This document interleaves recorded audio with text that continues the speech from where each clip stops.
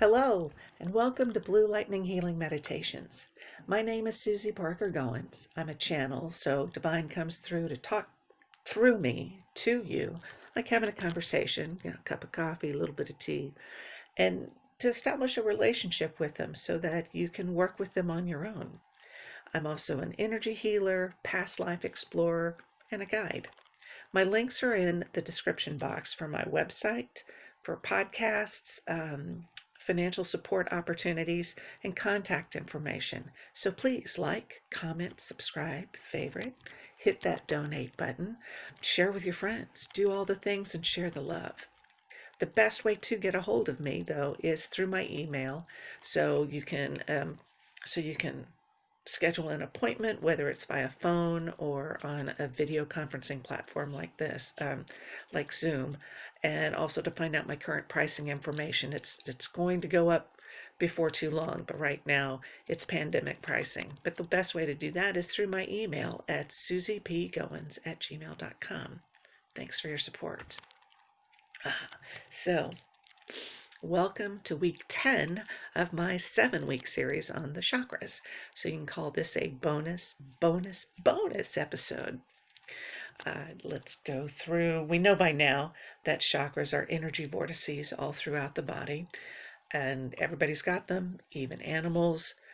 But we're also looking at the chakras that are outside of the body.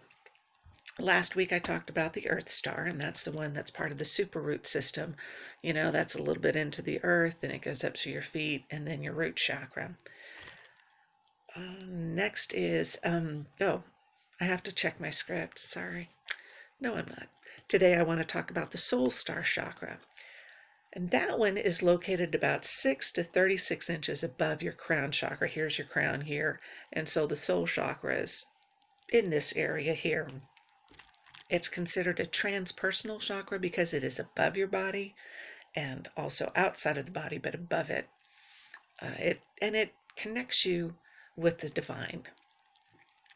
So it's something that's been interesting to me is that the crown chakra is part of the body, and then the soul star is above your body. And I'm hearing things left and right about how we're not separate, how the separation we have, like in the physical from the universe, it's contrived and it's not really real. We're all one with the universe. And so the soul chakra, the soul star chakra, reminds us of that. It's called a stellar gateway to cosmic and divine love and energy. And it's how divine love and energy comes through and it goes into your body. It's part of the path to ascension and enlightenment. It's a connection to our higher self and other transcendental chakras. So I see cosmic energy enters one. Cosmic energy enters your energy, and then all of these chakras take and transform that energy and makes it more palatable, more digestible. I don't know what word I'm looking for, but it adjusts it so that the body can use it. You see what I mean?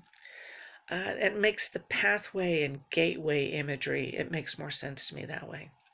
And so, while the Earth Star, we talked last week about the Earth Star, and that holds past life memories and ancestral histories in it. And what the Soul Star holds is karmic residue. That's an interesting image to me. I mean, they're both worth clearing and balancing because it really helps to clean out your soul storage access, kind of like doing a Marie Kondo on your soul. But the message from the Soul Star is, I transcend. It's accepting your divine purpose and your spiritual path. There's emotional and spiritual balance, recognizing your oneness with the universal consciousness. So this is how it all kind of I don't want it to get confusing, but we are one with the universe. And as soon as we accept that, the better off we'll be. But the color for this chakra is white or gold. When your soul star is balanced, your psychic abilities are really strong. You're aware of your soul purpose, and you move through life with ease and conviction. But when it's out of balance, you get too little or too much cosmic energy going through. So if there's too much, like, oh my gosh, I'm just saying that, what is that dance scene where the water just comes splooshing all over her? It's very easy to get that, and you can't take it all in and you can't process it. But if there's too little, then there's a dry spell there. Too much means you get spacey or disconnected, and too little. Okay, wait, let me clarify this. Too much cosmic energy, it can cause you to be spacey or ungrounded, really separate from your 3D dimensional reality. And then too little cosmic energy cuts you off from your divine mentality, your divine consciousness. But physically, it can result in restlessness or anxiety, cynicism, depression. You're feeling unsettled or unguided, and even dizziness and headaches. Understand it's a good idea to balance all the other chakras too. So just don't work on one, but work on all of them as you can. It helps you to clear away old thought patterns and old behaviors that don't help you anymore, that aren't supporting your growth. So, like, for example, when your crown chakra and your heart are balanced, you're able to work from a heart-centered intelligence, a heart-centered mentality. And it makes life so much easier. And you just flow, you navigate so much better. So now when you want to balance and open the soul star, of course, meditation really helps. And that's what Monday's meditation is going to be, is to help you accept your universal, your divine oneness. You can also practice gratitude. You can use affirmations like, I am love, I am divine light, or I'm grateful for my life experience. You can also work with a 272.20 hertz frequency. That's a soul star frequency, and you can find it here on YouTube. You can do yoga. There are a lot of poses we talked about in the crown chakra video, such as a headstand or the dolphin pose. And it was interesting because I can't do either of those. Of course, I'm going to look further. So I found that you can just sit. It's a basic, easy, seated meditation pose. And what that does is that you're seated, so that activates, it connects the root chakra with the earth. Then you do the diaphragmatic deep breathing, which engages these middle chakras, and with your intention, you establish connection with divine through your crown, and therefore through your soul and your other chakras there. It works, bringing it all together. And then, of course, as you meditate, you bring in that little soupçon of white or gold divine light through. You're on your way. Now, there was a suggested mudras. I love the mudras. The suggested mudra is a prayer position. So your hands are in front of your heart, your fingertips all touch together, and there's a little bit of space in between your palms. And I think that's reportedly to allow for heart space. It's the way you hold your hands when you say namaste to somebody. Let's see what else. And breathing. It's always good to breathe. And since you're breathing in meditation, supporting your respiratory health is really good. So those will help when you are working on balancing chakras, including the soul star. So you can use eucalyptus, which is in so many respiratory support blends. There's also peppermint, which is cooling, clears congestion. Myrtle clears congestion.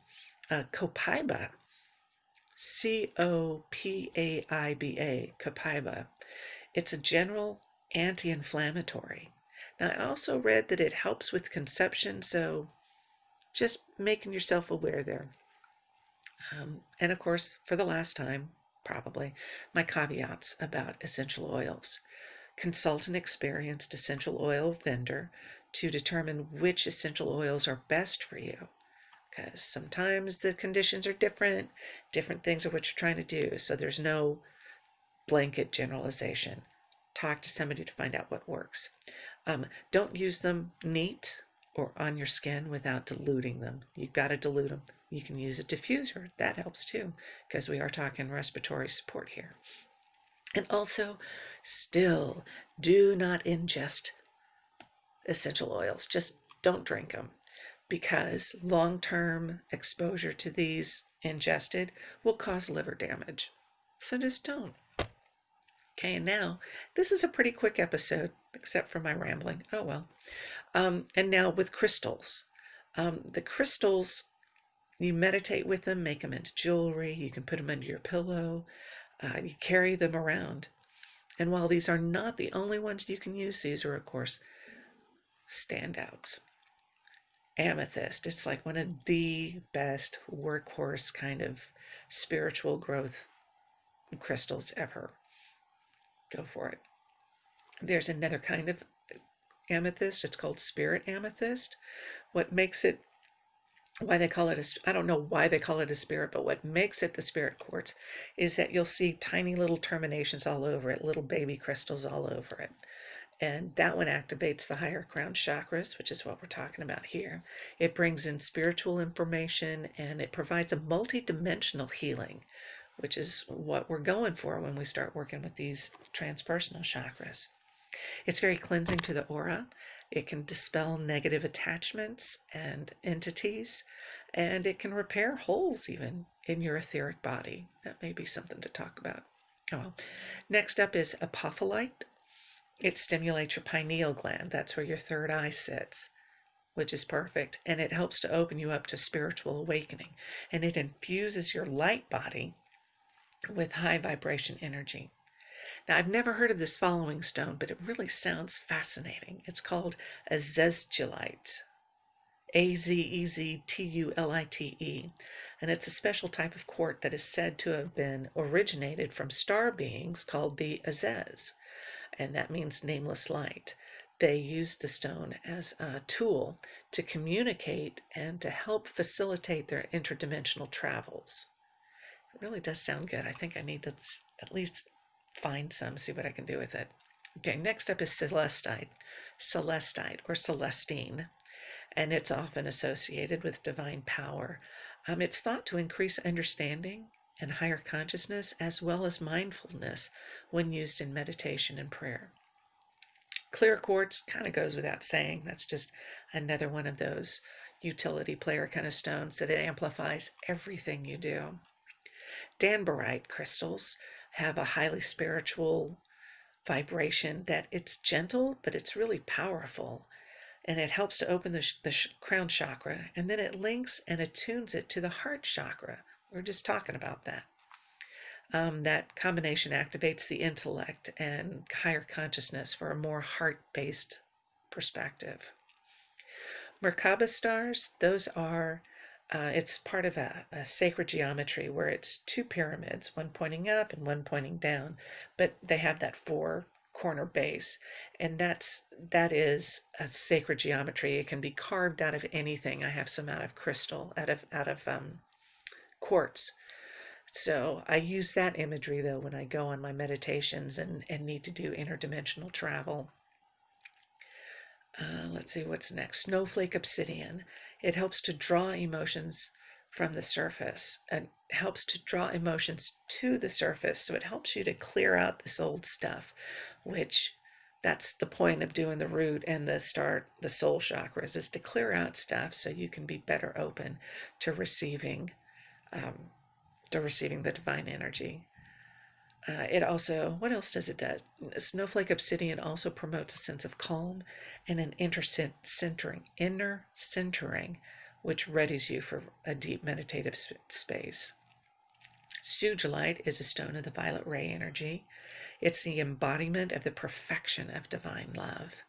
It helps you to understand that truth is the highest form of love, and that living in one's own truth, it's not only healing, but it's incredibly empowering. Last crystal that I want to talk about is tanzanite. It's a beautiful purple stone, and it's a stone of transmutation. It brings together all aspects of communications and psychic power. It's a high vibrational crystal. It's protective, and it helps you feel safer when you're linking in with the higher realms. And it allows for a deep, profound meditation. It's particularly helpful in uniting the mind and the heart. teaching you to live from a compassionate heart and a enlightened mind. See, there's a kind of common thread in there. But more than anything, healing your soul star is about learning to love yourself in all of your humanity and your humanness. To appreciate yourself, being grateful for your life experience, clearing out the judgments and that sense of unworthiness, transmuting it all into your divine self. I mean, that's the goal here. Okay, so that's the chakra cycle. Monday, I'll upload a meditation again about connecting you, about showing you your oneness with divine. It'll give you that opportunity to lift the veil, to see what's really out there and to find your truth. So until next time, blessings.